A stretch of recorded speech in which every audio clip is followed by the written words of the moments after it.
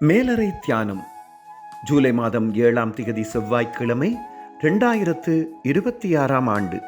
எழுதியிருப்பவர் April மெக்கன்ட்ரையர், England, UK. தலைப்பு: எங்களிடத்தில் பெருக பண்ணினார். வாசிக்க வேண்டிய வேதப்பகுதி எபேசியர் 1ஆம் அதிகாரம் 1ஆம் வசனம் தொடங்கி 10ஆம் வசனம் வரை. இன்றைய நாளுக்குரிய தியான வசனம் எபேசியர் 1ஆம் அதிகாரம் 7ஆம் 8ஆம் வசனங்கள். அவருடைய கிருபையின் ஐஸ்வரியத்தின்படியே இவருடைய இரத்தத்தினாலே பாவ மன்னிப்பாகிய மீட்பு இவருக்குள் நமக்கு உண்டாயிருக்கிறது. அந்த கிருபையை அவர் சகல ஞானத்தோடும் புத்தியோடும் எங்களிடத்தில் பெருக பண்ணினார். எனக்கு தரப்பட்ட ஐஸ்கிரீம் கோன் மிகவும் பெரிதாகவும் நிறைந்து வழிவதாகவும் இருந்தது.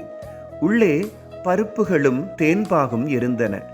எனது சிறுவயதான அந்த காலத்தில் பணப்புழக்கம் குறைவாக இருந்தது.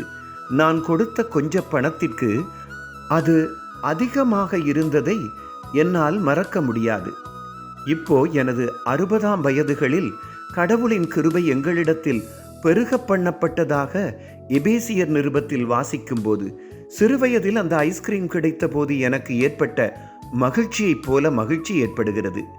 கடவுளின் அன்பு எம்மை பரிசுத்தப்படுத்தி வல்லமையுடன் முழுமையான வாழ்வு ஆகிய பல வழிகளிலும் எம்மை ஆசீர்வதிப்பதால் அவரின் அன்பு என்னை மூடிக்கொள்ளுகிறது.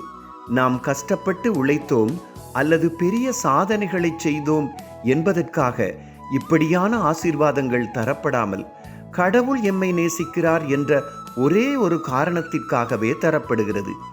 இயேசுவை பின்பற்றும்படி அழைக்கப்பட்டு அவருடைய குடும்பத்தில் இணைக்கப்பட்ட நாம் அவருடைய பிள்ளைகள். நாம் எதையாவது செய்திருந்தாலும் செய்யாமல் விட்டிருந்தாலும் தகுதியற்றவர் என்று பயந்து கவலைப்பட்டிருந்தாலும் கடவுளின் அன்பும் பெருமளவு கிருபையும் எமக்காக அங்கே வைக்கப்பட்டிருக்கிறது. அதற்கு நன்றி சொல்வதே நாம் செய்ய வேண்டியதாகும். ஜெபம். கிருபை நிறைந்த கடவுளே, உங்கள் கிருபையினால் எம்மை நிரப்புவதற்காக நன்றி சொல்லுகின்றோம். ஆமேன். இன்றைய நாளுக்குரிய சிந்தனை: எனது வாழ்வில் கடவுளின் கிருபையை எங்கே காண்கிறேன்? கர்த்தருடைய அன்பும் இரக்கமும் அவரது கிருபையும் இந்த நாளில் உங்கள் அனைவரோடும் கூட இருப்பதாக.